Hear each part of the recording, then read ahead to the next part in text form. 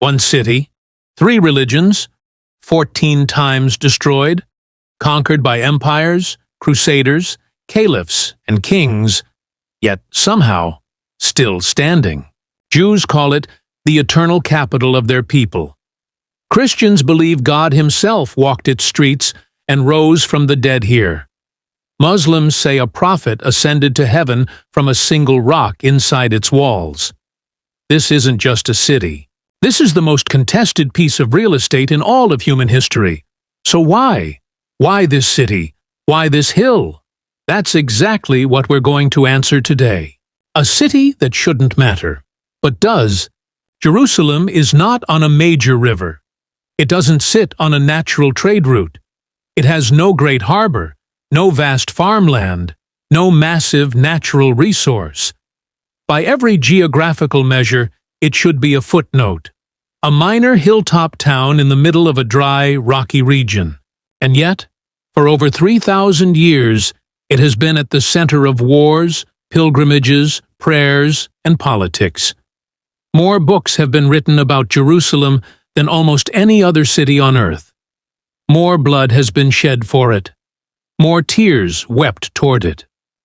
To understand why, we need to go back, all the way back, to each of the three Abrahamic faiths, and trace exactly what their Jerusalem means. Judaism, the eternal city of the Jewish people. For Judaism, Jerusalem isn't just important. It is the center of the universe, literally.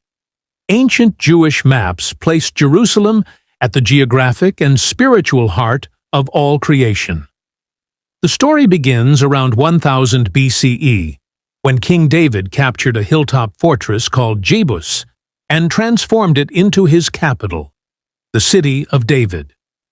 His son Solomon then built the first temple on a rocky plateau just north of the city, the Temple Mount. This wasn't just a building. The temple was the dwelling place of God, where the divine presence, the Shekinah, rested among the people. Inside it sat the Ark of the Covenant. The Babylonians destroyed it in 586 BCE. The Jewish people were exiled. Decades later, they returned and built the Second Temple. Then the Romans destroyed that one in 70 CE. And this time, there was no rebuilding. All that remains is a single retaining wall, the Western Wall, the Kotel. For Jews, this wall is not rubble. It is the last connection to the most sacred place their ancestors ever knew. Every prayer in traditional Judaism faces Jerusalem. Every Passover Seder ends with the phrase, "Next year in Jerusalem." For 2,000 years of exile and persecution, Jerusalem was the compass, the direction home. Christianity, the city where salvation happened. For Christians, Jerusalem is sacred not because of what it is, but because of what happened there. Jesus of Nazareth was born in Bethlehem, just a few miles away. He preached across Galilee, but it was in Jerusalem where everything came to its climax. He rode into the city on a donkey, the triumphal entry Christians celebrate on Palm Sunday. He overturned the tables of money changers in the temple. He shared his Last Supper with his disciples in an upper room. And then, on a hill called Golgotha, just outside the city walls, he was crucified. For Christians, this moment is the moment, the hinge of all human history, the point where God, in human form, died for humanity's sins. And 3 days later, according to Christian belief, he rose from the dead, in a tomb that now sits beneath the Church of the Holy Sepulchre.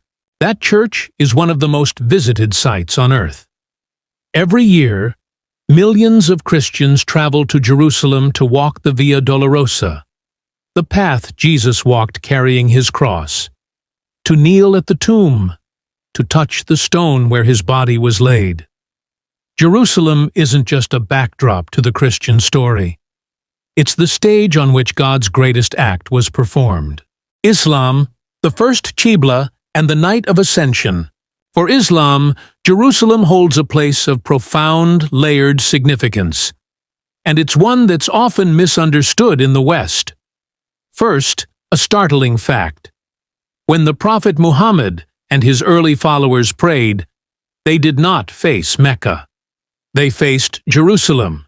It was the first Qibla, the original direction of Islamic prayer, for roughly 17 months before it was changed to Mecca by divine instruction. That alone tells you how important Jerusalem was in early Islam, but the deeper connection is the Isra and Miraj, the night journey. According to Islamic tradition, the Prophet Muhammad was transported miraculously from Mecca to Jerusalem in a single night, to the site now known as the Noble Sanctuary, or Haram al-Sharif.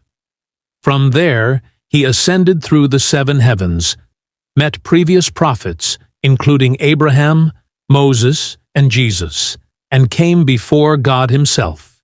The rock from which he ascended, the foundation stone, is what the golden dome of the rock is built over.